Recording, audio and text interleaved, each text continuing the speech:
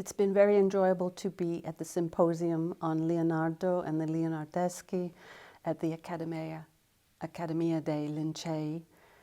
I spoke about our portrait at the National Gallery in Washington, D.C., a portrait of Ginevra da Vinci.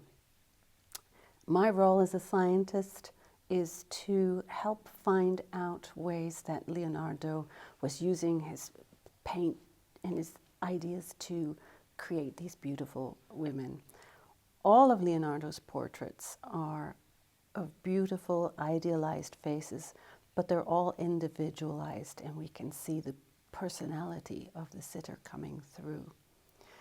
I showed an infrared reflectogram that Elizabeth Walmsley had first published, which reveals the little spots of black carbon that are formed when charcoal is pressed through the pricked holes of a cartoon onto the painting surface. These are incredibly simple and a crystalline sublimation of the women's faces. But then the infrared reflectograms also show how Leonardo worked with sfumato to create shadows that help us see the structure of each woman's face.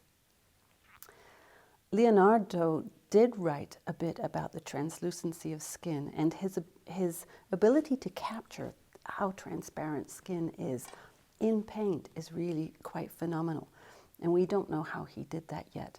There's a couple of clues in his own writing that are interesting for us to try to follow doing our chemical analysis. He talked about using rubies or garnets or Armenian bole in the paint, and that's something that still remains to be discovered. In fact, there's a lot that remains to be discovered, and maybe we won't discover it all.